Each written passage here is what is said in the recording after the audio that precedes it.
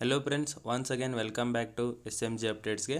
Friends, ಇವತ್ತಿನ ಮಾಹಿತಿ ಏನಂದರೆ KS 384 ಇತ್ತಲ್ಲ, ಯಾವ ಹಂತದಲ್ಲಿದೆ, ಪ್ರಕ್ರಿಯೆ ಯಾವ ಹಂತದಲ್ಲಿ ಅಂತ ನೋಡೋಣ. ಅದಕ್ಕಿಂತ ಮುಂಚೆ ವಿಡಿಯೋ ಇಷ್ಟ ಆದರೆ ಒಂದು ಲೈಕ್ ಮಾಡಿ, ಮತ್ತು ಇನ್ನೂ ಯಾರು ಸಬ್ಸ್ಕ್ರೈಬ್ ಮಾಡ್ಕೊಂಡಿಲ್ಲ ಅಂದರೆ ಸಬ್ಸ್ಕ್ರೈಬ್ ಮಾಡ್ಕೊಳ್ಳಿ. ಫ್ರೆಂಡ್ಸ್, ಇದು 384 KS ಆಗಿತ್ತಲ್ಲ, ಇದರದ್ದು 2 ಸಲ ಪ್ರಿಲಿಮ್ಸ್ ಆಯಿತು ಮತ್ತು 1 ಸಲ ಮೇನ್ಸ್ ಆಗಿದೆ. ಇವಾಗ ಮೇನ್ಸ್ ಆಗಿ ಹೋರಾಟಗಳನ್ನು ಮಾಡಿದ್ದೀವಿ. ಯಾಕಂದರೆ ಕನ್ನಡ ಅಭ್ಯರ್ಥಿಗಳಿಗೆ, ಕನ್ನಡ ಮೀಡಿಯಮ್ದಲ್ಲಿ ಬರೆದವರಿಗೆ ತುಂಬ ಕ್ವಶನ್ಸ್ ಅಂತೂ ತುಂಬ ರಾಂಗ್ ಆಗಿತ್ತು. ಫಸ್ಟ್ ಪೇಪರಲ್ಲಂತರೂ ಪ್ರಿಲಿಮ್ಸ್ ಬರೆದಾಗ ತುಂಬ ರಾಂಗ್ ಕೊಟ್ಟಿದ್ದರು. ಏನೇನು ಅರ್ಥನೇ ಆಗಿರಲಿಲ್ಲ. ಸೆಕೆಂಡಲ್ಲಿ ಓಕೆ ಅಂತ ಅಂದ್ಕೊಂಡಿದ್ವಿ, ಬಟ್ ಆಮೇಲೆ ಚೆಕ್ ಮಾಡಿದಾಗ ಅಲ್ಲಿ ತುಂಬ ಮಿಸ್ಟೇಕ್ಸ್ ಇತ್ತು. ಬಟ್ ನಾವು ಎಷ್ಟೇ ಹೋರಾಟಗಳನ್ನು ಮಾಡಿದರೂ ಕೂಡ ಗೋರ್ಮೆಂಟ್ ಅದಕ್ಕೆ ಬಗ್ಗಲಿಲ್ಲ. ಸೊ ಅದನ್ನು ಕಂಟಿನ್ಯೂ ಪ್ರೋಸೆಸ್ ಮಾಡ್ತೀವಿ ಅಂತೇಳಿ KS ಅನ್ನು ಕಂಟಿನ್ಯೂ ಮಾಡ್ತೀವಿ ಅಂತೇಳಿ KPSC ಮತ್ತು ಗೋರ್ಮೆಂಟ್ ಎರಡೂ ತೀರ್ಮಾನ ಮಾಡಿ ಕಂಟಿನ್ಯೂ ಮಾಡ್ತಿದ್ದಾರೆ. ಮತ್ತು ಇದು 56% ಇದಕ್ಕೆ ಕೇಸ್ ಹಾಕಿದ್ರು. ಇದರಿಂದ ಬೇರೆ ಎಲ್ಲ ಎಕ್ಸಾಮ್ಸಿಗೂ ತೊಂದರೆ ಆಯಿತು. ಈ 56% ಲೀಗಲಾಗಿ ಇವಾಗ ಹೋರಾಟ ಮಾಡ್ತಿದ್ದಾರೆ ಈ ಉಳಿಸ್ಕೋಬೇಕಂತೇಳಿ. ಬಟ್ ಇದು KS ಇದರಿಂದ ಪಾಸ್ ಆಗಿದೆ ಅಂತ ಅಂದ್ಕೊತೀನಿ. ಯಾಕಂದರೆ ಮೊನ್ನೆ ಸ್ವಲ್ಪ ಪ್ರೊಸೆಸ್ಸಲ್ಲಿರೋ ನೋಟಿಫಿಕೇಷನ್ಗಳನ್ನು ಯಾವ ನೇಮಕಾತಿಗಳಿದಾವಲ್ಲ ಅವನ್ನ ಕಂಟಿನ್ಯೂ ಮಾಡ್ಬೋದು, ನೀವು ಪ್ರೋಸೆಸ್ ಕಂಟಿನ್ಯೂ ಮಾಡಿ ಆರ್ಡರ್ ಕಾಪಿನ ಕೊಡ್ಬೋದು ಅಂತೇಳಿ ಹೈಕೋರ್ಟ್ ಆದೇಶ ಕೊಟ್ಟಿದೆ. ಸೊ ಅದರಲ್ಲಿ 3644 ಹುದ್ದೆಗಳಿದ್ದು, 44 ಹುದ್ದೆಗಳು ಅಂತ ಕೊಟ್ಟಿದ್ದರು. ಅದರಲ್ಲಿ ಯಾವುದ್ಯಾವುದಂತ ಪರ್ಟಿಕ್ಯುಲರ್ ಆಗಿ ಕೊಟ್ಟಿಲ್ಲ, ಓವರಾಲ್ ಟೋಟಲ್ ಕೊಟ್ಟಿದ್ದರು. ಇದರಲ್ಲಿ KSನೂ ಇರ್ಬೋದು, ಯಾಕಂದರೆ ಅದು ಪ್ರೋಸೆಸ್ ಮಾಡ್ತಿದ್ದಾರಲ್ವ.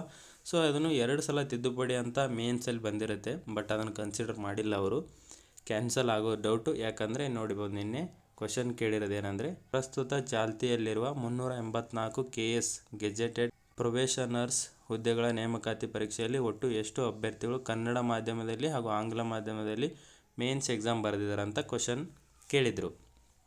ಇದಕ್ಕೆ CM ಮಾನ್ಯ ಮುಖ್ಯಮಂತ್ರಿಯವ್ರ ಕಡೆಯಿಂದನೇ ಮಾಹಿತಿ ಬಂದಿರೋದು.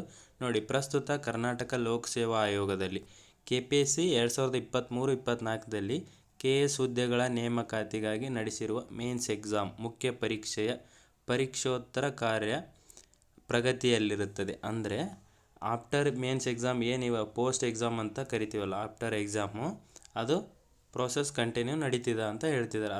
ಅಂದರೆ ಇವಾಗ ಮೇನ್ಸ್ ಪೇಪರು ಚೆಕಿಂಗ್ ಇದರಲ್ಲಿದೆ, ಮೇನ್ಸ್ ಪೇಪರು ಚೆಕ್ ಮಾಡ್ತಿದ್ದಾರೆ ಮೇನ್ಸು. ಓಕೆನಾ? ಈ ಹಿನ್ನೆಲೆಯಲ್ಲಿ ಪ್ರಕ್ರಿಯೆ ಸಂಬಂಧಿಸಿದಂತೆ ಯಾವುದೇ ಮಾಹಿತಿಯನ್ನು ಬಹಿರಂಗಗೊಳಿಸಲು ಈ ಹಂತದಲ್ಲಿ ಅವಕಾಶವಿರುವುದಿಲ್ಲ, ಏನು ಡಿಸ್ಕ್ಲೋಸ್ ಮಾಡೋಕ್ಕಾಗಲ್ಲ ಅಂತ ಹೇಳಿದ್ದಾರೆ. ಅಂದರೆ ಚಾಲ್ತಿಯಲ್ಲಿದೆ ಅಂತೇಳಿ ಒಂದು ಮಾಹಿತಿ ಕೊಟ್ಟಿದ್ದಾರೆ. ಮೇನ್ಸ್ ಎಕ್ಸಾಮ್ ಆದಮೇಲೆ ಏನು ನೆಕ್ಸ್ಟ್ ಪ್ರೋಸೆಸ್ ಇರುತ್ತಲ್ಲ ಅದು ಕಂಟಿನ್ಯೂ ಮಾಡ್ತಿದ್ದಾರೆ. ಓಕೆನಾ? ಇದ್ರ ಪ್ರಕಾರ ನೋಡ್ಕೊಂಡು ಹೋದರೆ ಇನ್ನೊಂದು 2-3 ತಿಂಗಳಲ್ಲಿ ಮೇನ್ಸ್ ರಿಸಲ್ಟ್ ಬರ್ಬೋದು. ಯಾರ್ಯಾರು ನೆಕ್ಸ್ಟ್ ಇಂಟರ್ವ್ಯೂಗೆ ಆಯ್ಕೆ ಆಗ್ತಾರೆ ಅಂತೇಳಿ ನೆಕ್ಸ್ಟ್ ರಿಸಲ್ಟ್ ಬಿಡ್ತಾರೆ. ಈ ಮೇನ್ಸಲ್ಲಿ ಯಾರು ಕ್ಲಿಯರ್ ಮಾಡ್ತಾರಲ್ಲ ಅವ್ರದ್ದು ಲಿಸ್ಟ್ ಬರುತ್ತೆ ಫ್ರೆಂಡ್ಸ್ 2-3 ತಿಂಗಳಲ್ಲಿ. ಯಾಕಂದರೆ ಇದು ಪ್ರೋಸೆಸ್ ಕಂಟಿನ್ಯೂ ಆಗ್ತಿದೆ, ತೊಂದರೆ ಇಲ್ಲ ಅಂತ ಅಂದ್ಕೊತೀನಿ. ಇದಕ್ಕೆ ಯಾವುದೇ ತೊಂದರೆ ಇಲ್ಲ, ಇದು ಕ್ಲಿಯರ್ ಆಗಿದೆ. ಓಕೆನಾ? Thank you friends.